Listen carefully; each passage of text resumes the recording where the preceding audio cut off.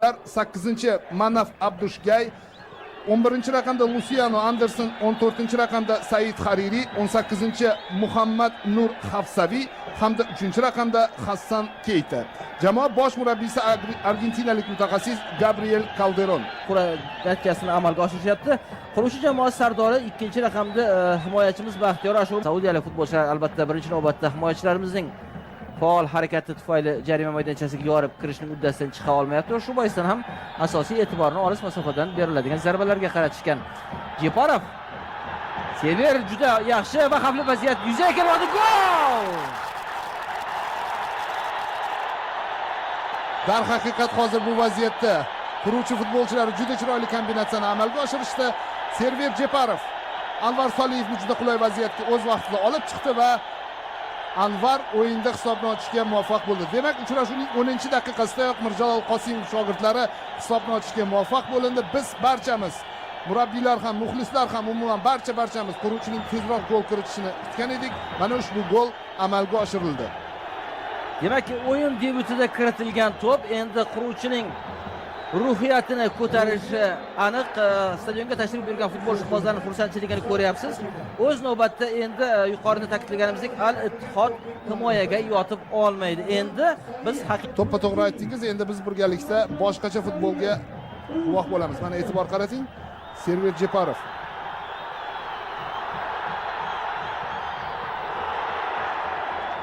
hozir bu vaziyatda takroriy lavha namoyish qilinayotgan paytda hamyurtlarimiz yana bir qulay vaziyatga ega bo'lishgandi va Jasur Hasanovning yo'llagan zarbasini darvozabon qiyinchilik bilan bartaraf etdi.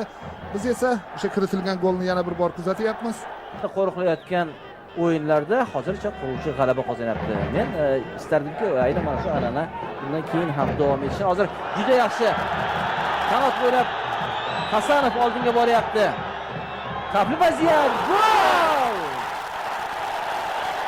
Barakalla. Birinchi navbatda hozir Jasur Hasanovni oldinga boshlagan futbolchiga tahsin o'qish kerak. Keyin esa Hasanov to'pni juda qulay tarzda risoladagidek Server Jeparovga yetkazib berdi va Serverga darvozani ishg'ol etish uchun ortiqcha qiyinchilik tug'ilmadi. 2-0.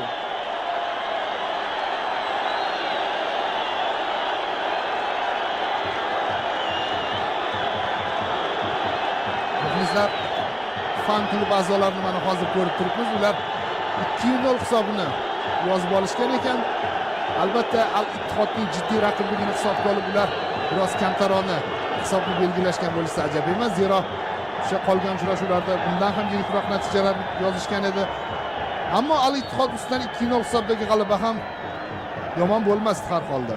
Lekin undan shunda taxmin etadigan bo'lsak, keling kiritilgan to'pni takroran kuzataylik. Hasanov to'pni Server Jeparovga yetkazib berdi va jamoa playmakeri ajoyib tarzda darvozani ishg'ol etdi.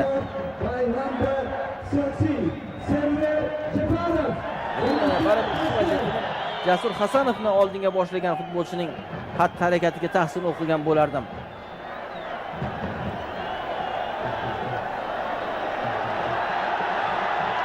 Quruvchi futbolchilarning hujumi davom etadi. Qanot bo'ylab Aleksey Nikolayev hujumni boshlab beradi. Agar adashmasam, avvalgi vaziyatda ham aynan Aleksey Nikolayev Jeparovni oldinga boshlaganda bunga ham yetishi mumkin.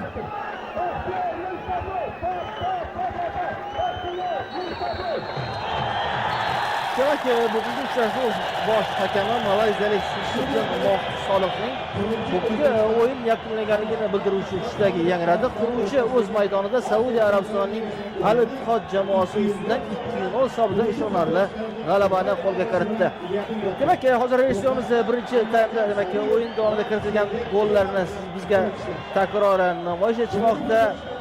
Server Jeparov tomonidan berilgan zarbadan so'ng Anvarjon Soliyev raqiblar darvozasiga to'pni to'g'rilab qo'yishga muvaffaq bo'ldi. Uchrashuvning 10-daqiqasida hisobni ochishga muvaffaq bo'ldi. Bu kiritilgan to'p esa futbolchilarimizning kuchiga kuch, ishonchiga ishonch qo'shdi va keyin ham hujumkor o'yinni davom ettirgan quruvchi futbolchilari raqiblar darvozasiga yana bitta gol kiritishga muvaffaq bo'lishdi.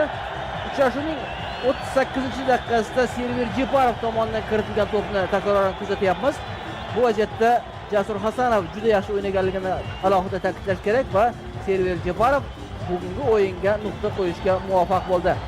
Demak, qadrli futbol ishqibozlari, aynan mana shunday ajoyib notada biz reportajimizga yakun yasaymiz.